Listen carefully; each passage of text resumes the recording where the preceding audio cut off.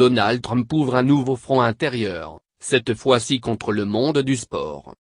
Une centaine de joueurs de football, dont des membres de l'équipe des New England Patriots, les champions en titre, ont choisi de défier le président, dimanche, sur les terrains. Donald Trump a publié plus de 20 messages sur son compte Twitter, samedi 23 et dimanche 24 septembre. La moitié ont alimenté la polémique ouverte par le président des États-Unis contre des sportifs professionnels américains. Une nouvelle cible qui s'ajoute à la presse et au monde culturel, régulièrement éreinté. Tout est parti d'un meeting de campagne dans l'Alabama, vendredi, pendant lequel M. Trump s'en était pris de manière injurieuse, sans le nommer, à un ancien quarterback des 49ers de San Francisco, Colin Kaepernick. Au début de la saison précédente, ce joueur aujourd'hui sans club avait tenu à protester contre les violences policières visant les Afro-Américains en mettant un genou à terre pendant l'hymne national américain.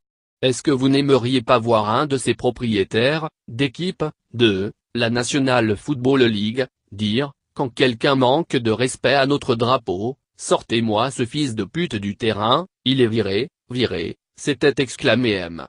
Trump. La violence de M.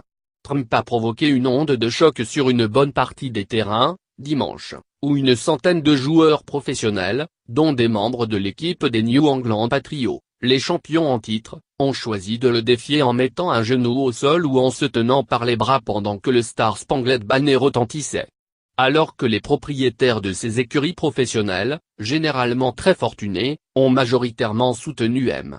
Trump pendant la présidentielle, certains se sont publiquement désolidarisés de ses propos, comme Steve Bisciotti, des Ravens de Baltimore, Shahid Khan, des Jaguars de Jacksonville, alors que ces deux équipes disputaient un match d'exhibition à Londres, ou encore Robert Kraft, des Patriots, un proche du président.